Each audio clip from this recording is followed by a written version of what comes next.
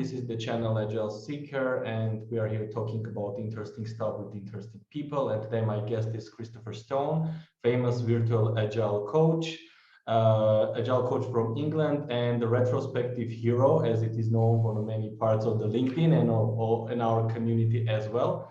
Hello, Christopher. Thanks for joining. Thanks for accepting the invite.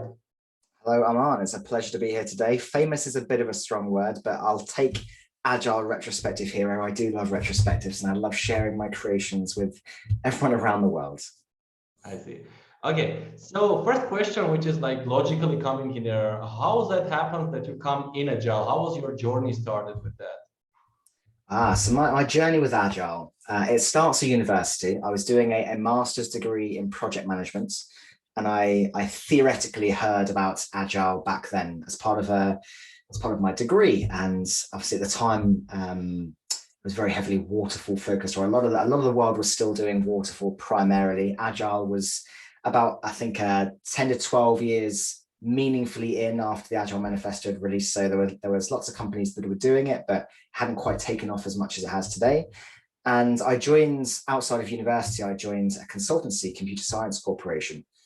And for them, it was typical project management. I joined their project management consultancy, but I was working on a project that had multiple work streams. It was a multi-million-pound project for this logistics, transport company in the UK, Network Rail.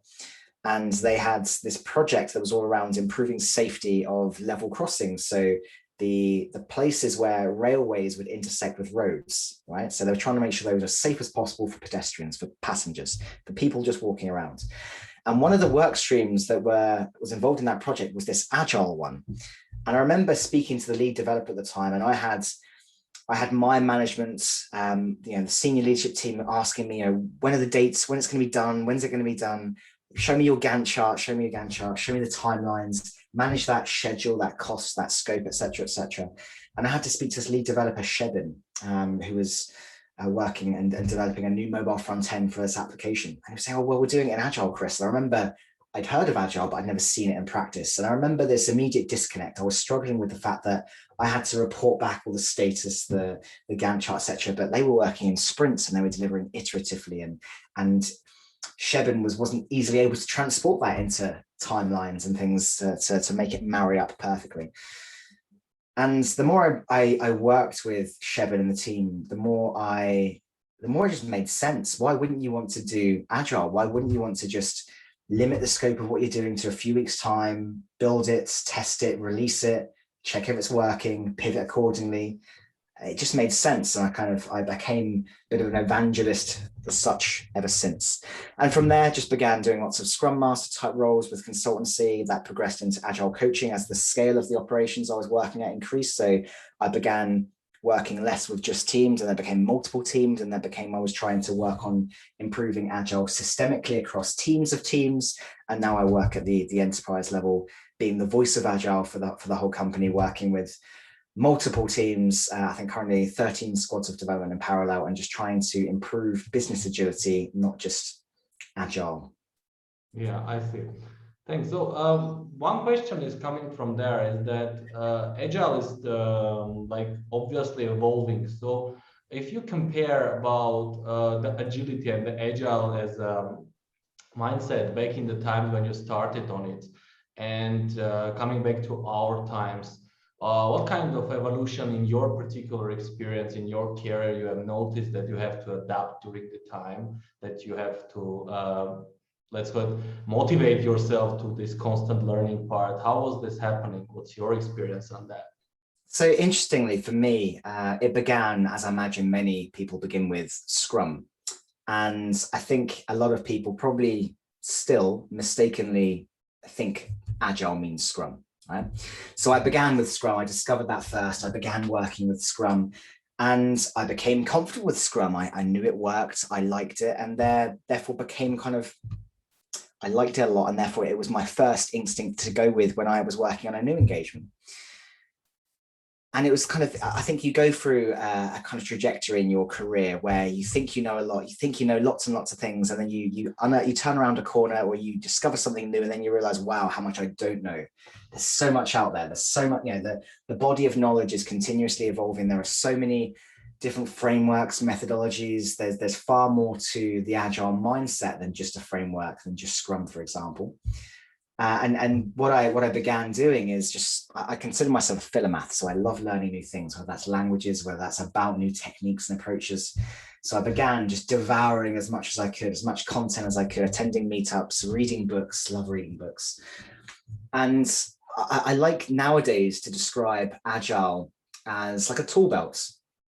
I think of, there's a great visual out there, the Deloitte subway map of Agile, and it shows all of these different practices and principles, each mapped to an imaginary subway map as if you're in London.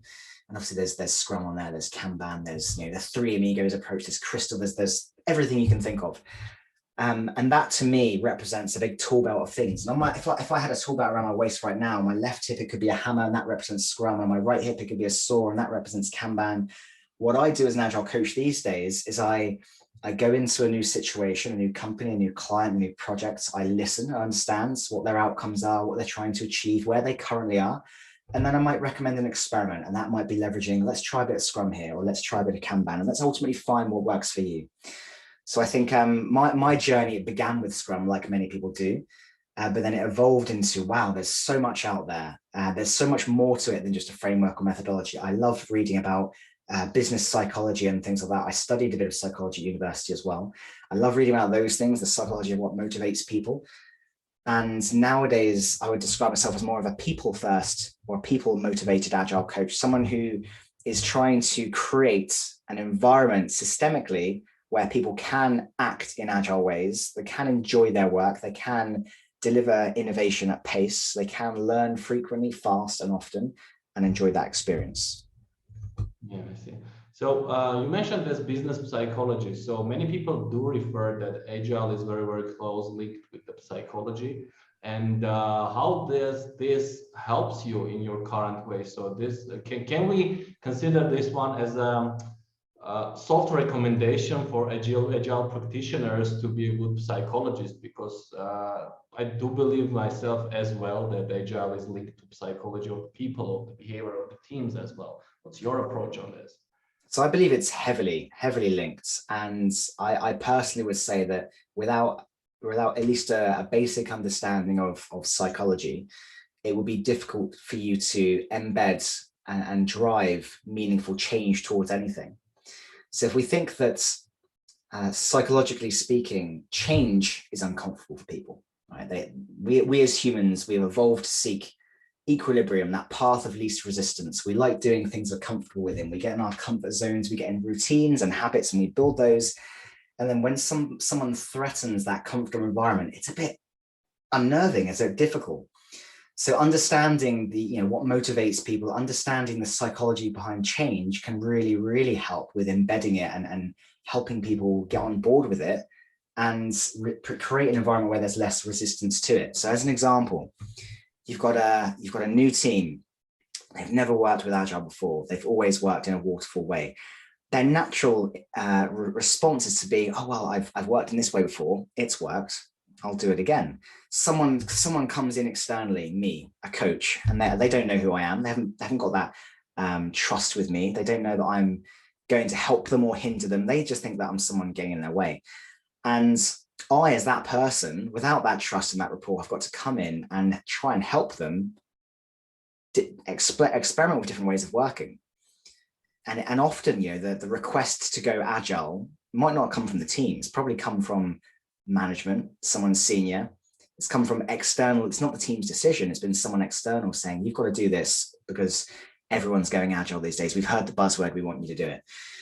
So therefore, if it's not the team's decision, they're going to feel like it's something thrust upon them.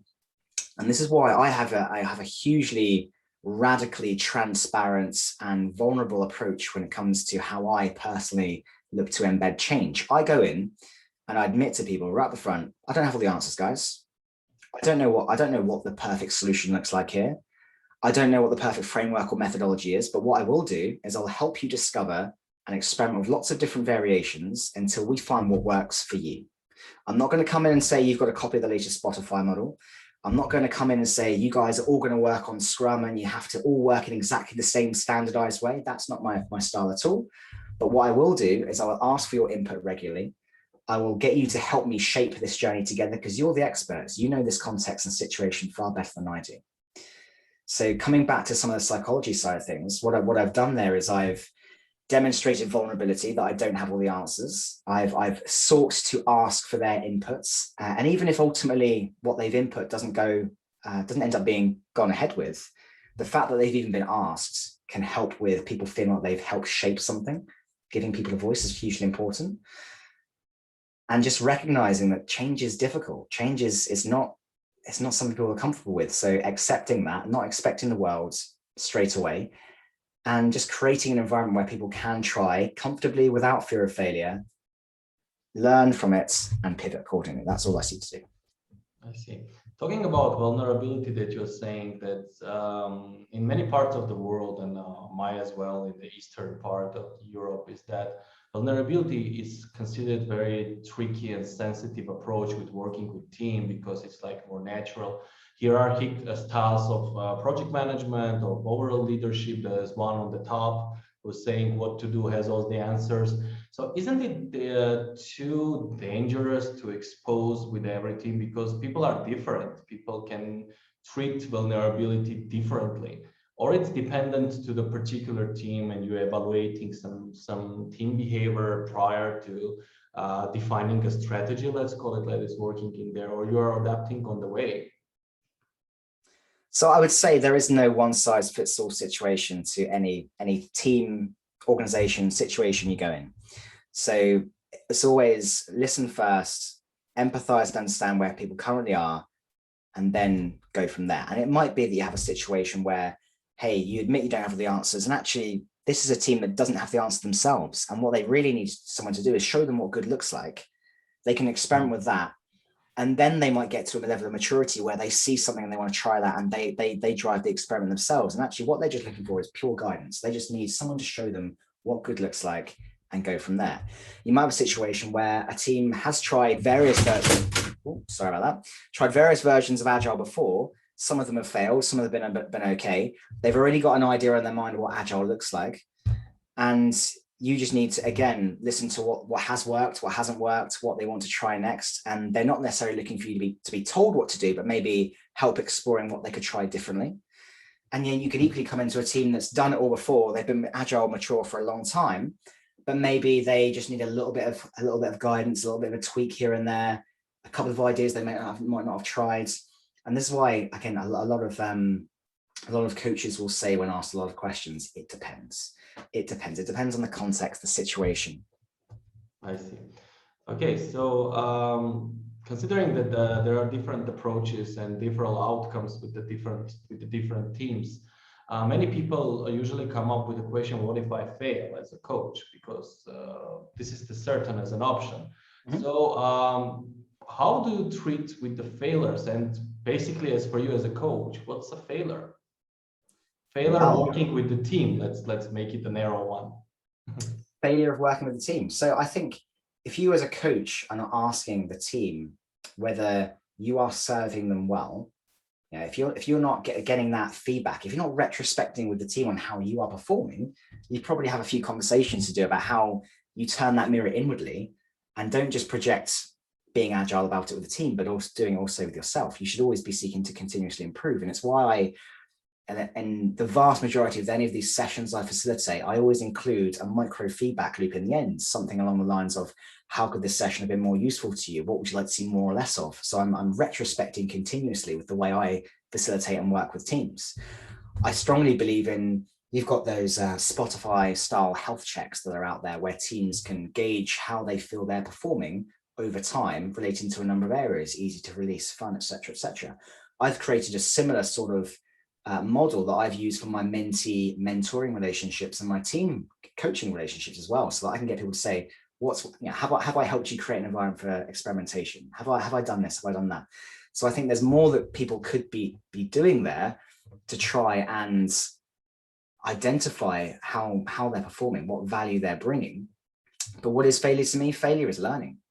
One of my values as the Virtual Agile Coach, and I'm very open about what my values are, I've got a list of them on my website and my LinkedIn profile, just openly saying this is what I believe in. And one of them is not fail fast, because everyone says fail fast, And in my experience, a lot of people don't like to fail. It's got too much stigma to it.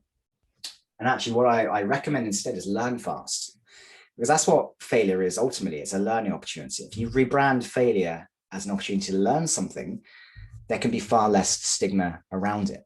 So if a team makes a mistake, so what? It happens. One of the most powerful scenarios I ever saw in my working life was when I was an agile coach for a large-scale Google Cloud implementation that had tight commercial deadlines, and we were up against it. And one day the database went down. No one knew why.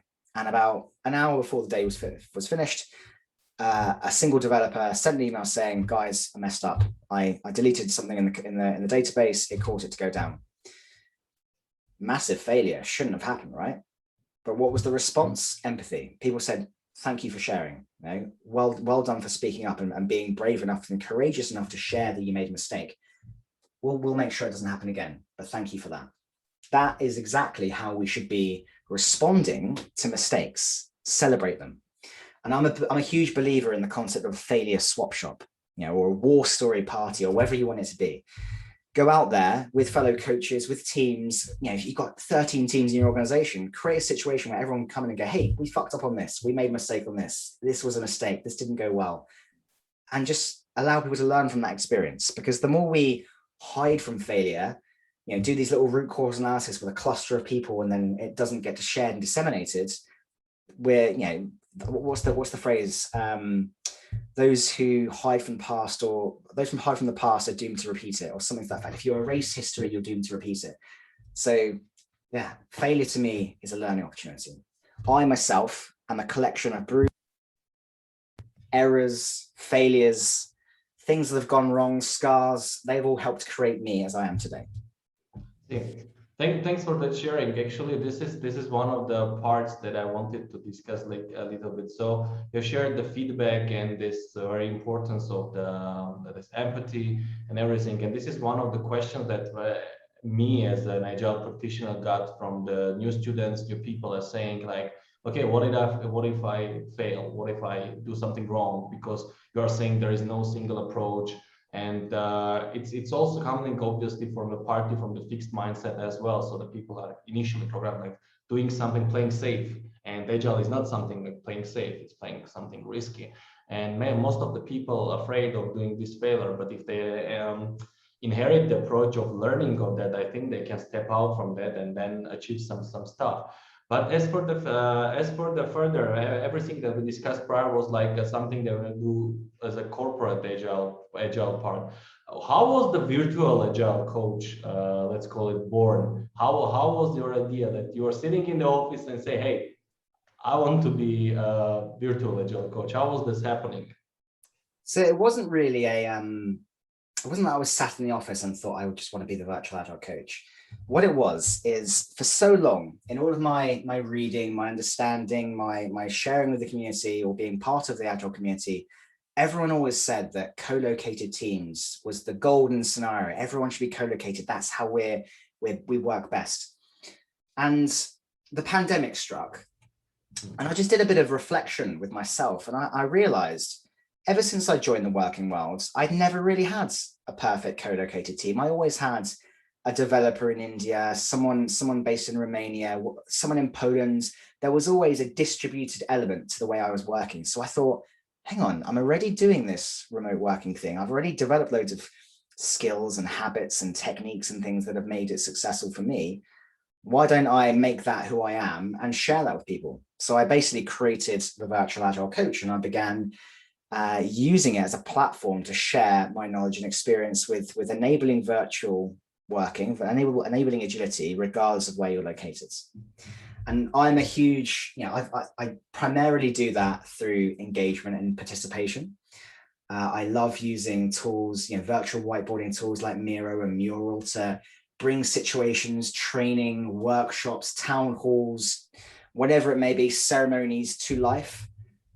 And that's the origin of the virtual coach. Quite simply, I realized that I'd never really had the perfect co-located team. And because of that, I had a lot of skills and experience that I already had available to me, that I could be leveraging, that I could be sharing with one another. And it just kind of proved to me that It can be done. It can be done. And I think the last year has demonstrated that completely. Companies around the world, through this burning platform style event of COVID, have been forced to transform digitally how they work, with some of them now embracing remote first as their way of working, some of them adopting hybrid style models, some of them trying to get back to the office as soon as possible. I'm a firm believer that the future of working is going to be a by choice style approach, where an individual, depending on their own needs and their own role, should be able to determine where they are most productive. Because you have some people who will prefer being in office. They get their energy and their excitement and they feel most productive when they can be around others. Some people prefer to have that deep focus and they relish the ability to get work done at home, and that works for them. I don't think, again, there's a one size fits all situation for everyone. And I think companies need to enable flexibility and choice. So it'll become a work from anywhere you are more productive, rather than a work from home. I see. With big amount of agile coaches worldwide, and with a so big community, let's call it, what do you think makes you different? I mean, what are the values? What are the things that you are promoting that's standing you out from the others? I think one of the things that makes me stand out from others is that I have no real interest in monetizing what I do. One of my values is open source always. So all of the content that I produce, it's all freely accessible. Yeah, and I've had lots of people ask me, hey, why aren't you charging for this? Or can we partner with you and you can build these for us and we'll release exclusively as part of our service? And it's just not something I'm interested in doing. I enjoy creating what I do. I enjoy sharing with the community. I enjoy the stories that come back afterwards when someone says to me, oh, we use this retro template, or we use this and it went really well, or it's inspired me to try this differently. And as a consequence of some of the things I've been doing, particularly in the retrospective space, I'm seeing more and more people doing the same, start sharing what they're creating. And it's almost created a bit of a, I don't want to call it a movement, but there's a growing body of people sharing these themed retrospective templates, because I'm a firm believer that work can be fun if you enable a bit of creativity and you allow it to be. We spend so much of our working lives working. Why not enjoy the experience? So one of the things I think that makes me different is I'm not saying that I'm the only one who does this. There are lots out there that are doing great things, that are sharing free content, that are doing wonderful charitable work out there. But that is something I feel that does set me aside a little bit from others. The other thing I think is just I'm very, very creative with regards to how I enable the virtual environment and the engaging experience by using my creativity to immerse people into that. So I do that using games, using themes, like whether it's the Queen retrospective, whether it's the Dungeons and Dragons one, whether it's something relating to Marvel, just taking a topic and building it into a virtual experience where people end up saying, oh, we're looking forward to your next retro, rather than, oh, we're just going to do start, stop, continue. And it's the same retro we do every week and the same things come up. So those are the two that stand out to me. I see. So talking about the retrospectives, I do see the pattern that you distinguish this meeting among the others, because I do believe this is generating some feedback, and this is the meeting when the team can talk to each other. So does the being virtual adding an additional layer of complexity for you as an agile coach, with talking with people, make them talk about each other, opening their hearts, let's call it like this? Because virtually people are talking with the laptops, like if they're all distributed, and does this add some complexity for your work? I think it definitely can add some complexity, but at the same time, I think it can remove some complexity too. So if we think that let's take ourselves back a year and a half, Aman, we're going to go back a year and a half and we're all face to face. Maybe not me, because I never really was, but most of us are face to face, and we're doing a retrospective and we're all crowded around a whiteboard just like this, and we've got our post-it notes and people are writing something up, and I'm writing something up and I put it on the post-it boards and everyone can see exactly what I've written. And as a consequence, I might be a bit wary about what I'm going to write on that note, because I know people can see it. And take that to a virtual environment using an online whiteboarding tool. Often they enable anonymity, so you can be anonymous in what you write. And that ups your psychological safety because you can write something on there and people can consume that and they can read it and they go, okay, I didn't think of that. And it can enable people to share things they might not feel comfortable sharing face to face.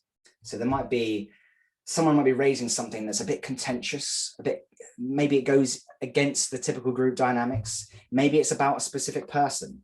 And when you're face to face with someone, there's a sense of, oh, I don't want to cause that conflict. That could be controversial. I might not raise that because I don't want to cause conflict. And fear of conflict being one of those 5 dysfunctions of a team, as per Patrick Lencioni's great book. But by being virtual, by doing a retrospective virtually, you can do that. You can share more freely. At the same time, on the flip side, the fact that you're virtual, you might not have worked with these people very long. You might not have built the same comfort and rapport with one another. So therefore you may share less. You might be more disengaged. So I think it can work in both ways. But I do think there are pros and cons. The other thing I think for me, in particular with regards to retrospectives, is doing things virtually has enabled me to, en masse, very quickly reduce the amount of time I have to spend preparing for meetings. So if I was going to do a retrospective in the past, face-to-face, I'd have to get all my materials, my Post-its, my pens, probably my backpack here. You can see it. That's my consulting backpack. Everything's in there. I'd gather it up. I'd walk across the meeting room. I'd get the whiteboard and prepare the space. I might draw some things. I'd set it all up. And that could take time. Whereas now, virtually, I can create this template, retrospective, save it, and then that same template I can reuse with several other teams. I can share it with the world and they can use it freely through a few clicks of a button. So again, there's lots of pros and cons to the experience virtually versus in person.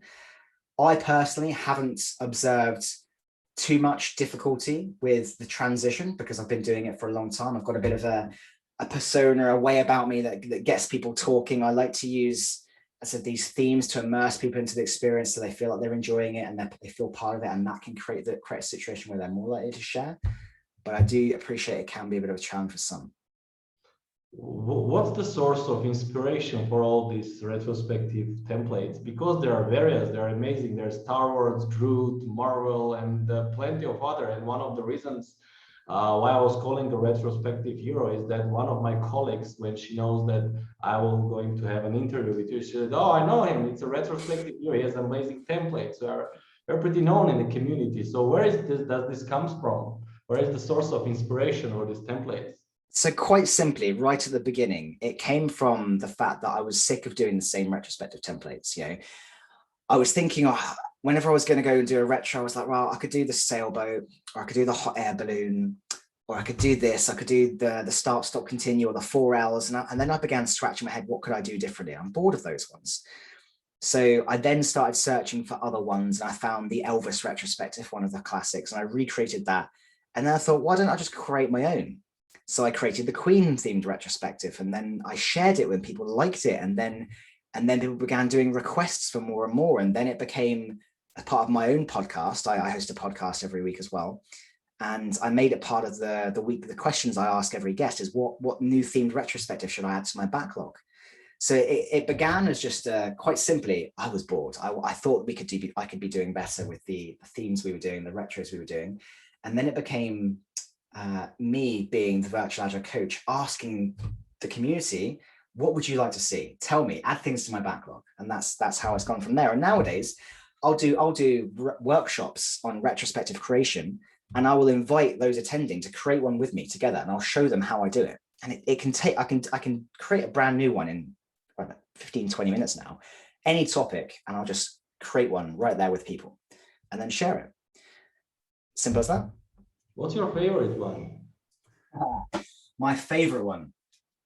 So I'm partial to Taco Tuesday. That was one that Mike Cohen challenged me to do, just because I got to add a great visual saying taco dirty to me, which made me laugh. And it's got some great questions and prompts in there around, what's our secret ingredient as a squad? What's our missing ingredient? What's our hot sauce? What would motivate us and spice us up and light a fire under us? What's our cooling mayo? What would slow things down? What would help us find a sustainable pace? I like that retro. I've always been a fan of the classic hero's journey just because I'm a storyteller. I love telling stories. So the hero's journey is that great one where you tell the story of as a team. Who are the heroes of this iteration? What kudos do we want to give? You know, who have been our mentors that have guided us? Who has helped us on the path? You know, what are the risks we're going to face? What's the cave or the dragon we've got to slay? And what's the treasure we're seeking at the end? Or what's the goal we're heading towards? I've always liked that one because I think it's a good one to tell a tale together. And I've always started that retro with an email a few days beforehand, something like, fellow adventurers, we're going to be going on a hero's journey in a couple of days' time. Prepare your thoughts around these sorts of things. And you can just start to build a bit of an atmosphere for it. So that's probably a favorite as well.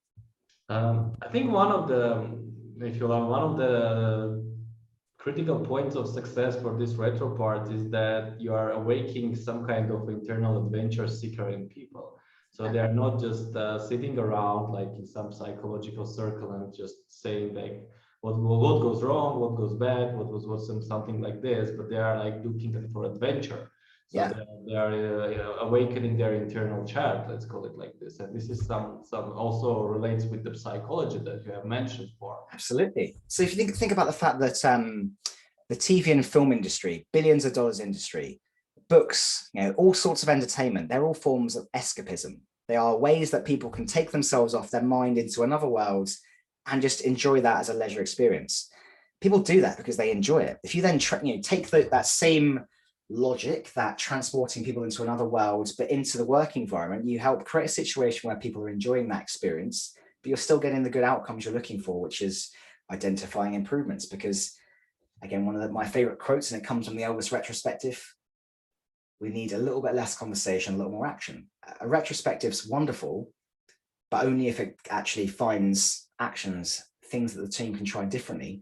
Because otherwise, if there aren't actions coming out of retrospectives, odds are you're going to be talking about the same things in a few weeks' time anyway. I see. If you describe, let's call it ideal retrospective in your opinion, how it will be? So for me, I'm very partial to about a 45-minute to an hour retrospective. So a single hour, setting the scene very well with the retro prime directive. So just asserting and ensuring that everyone understands that this is a place for learning. It's not about blame. It's purely, we understand that everyone did the best job they could given the skills they had available, the resources, the situation at hand. So we firmly believe in that. So we set the scene and we then think of or use thought-provoking topics to prompt discussions. Now, virtually, what I do in every retro is I allow the first kind of 2 to 5 minutes of each prompt for people to silently reflect, so add their thoughts. The reason I do that is it enables quieter voices to be heard and avoid perhaps more dominant ones steering the conversation and taking over. So what that allows is everyone to psychologically safely share their thoughts individually, and then we discuss and prioritize accordingly. Another great thing about virtual retrospectives is you can use different themed dot voting. So in the past, you would dot vote with just little stickers of various different colors. Using virtual whiteboards, you can now dot vote. If you're using the Pirates of the Caribbean retrospective, you can do it with skull and crossbones or little tiny Captain Jack Sparrows. You can do that. And again, it just makes it a little bit more interesting. So we've set the scene, we've silently reflected, we've then dot voted to prioritize the things most important to people. And then from there, pulling an action out and putting that into the actions and experiments to try next with owners against those actions. As long as a retro for me has come up with a maximum of 3 to 5 different things to try next that are owned by the team, then it's been a successful retrospective. The last thing I'll do is wrap up. I'll usually get the team to choose which retrospective theme they want to do next. Again, empower them to decide, and I might even create a new one for them. And I will ask them to rate the retrospective in terms of how successful it was. And I've created kind of a 1 to 5, fist of 5 style votes to enable them to reflect on how successful the retro was, with a 1 being something along the lines of, maybe not everyone turned up. We might have talked about things, but maybe didn't identify actions with owners. With a 5 being everyone felt psychologically safe to share. We identified actions with owners. We respected the time box. Everyone participated, that sort of thing. And that way, just by doing that in itself, you're driving towards good retrospective behavior to the point that next time the team does the retrospective, they can be going, well, we only did 3 last time. What could we be doing better? And what behaviors do we need to exhibit to improve our retro? I see. Well, when I listen to you, it looks very easy, but we have to admit that it's not an easy job and not. I don't want to say it's not for everyone, but we do need. I think people who are doing in Agile, doing retrospective, they do need to possess certain skill to develop certain skills with communicating with the people. So taking under consideration this one, I always ask question for my guests is that if you got asked from a person who is just inside the industry, he just joined, so he knows that Agile is popular, everyone is Agile and everything, but organically afraid, doesn't know where to start, and organically we're afraid of failure. Let's call it like this. What will be your advice about not being successful because it's too vague, but about from where to start and how to overcome himself and pursue with this path? So I'd be probably recommending a couple of things. One of them would be to join a community of practice to enable that person to expose themselves to lots of different thoughts, perspectives, a neurodiverse group of people that they could learn from. I'd encourage them to find a mentor, someone they could actively work with on ideally a weekly basis, where they can perhaps architect how their career will go, or what they want to try next, and have someone to bounce ideas off. And the other thing I would encourage is just to practice as much as they can. Practice, learn from it, reflect individually. I'm a big believer in doing what I call solospectives. So it's part of mindfulness, it's part of what I do for my mental health as well. But I will regularly, usually on a daily basis, write down what things are going well, what's helping me move towards my goals, what isn't helping me move towards my goals. I'll do so on a weekly basis as well. So I solospect, I retrospective for one.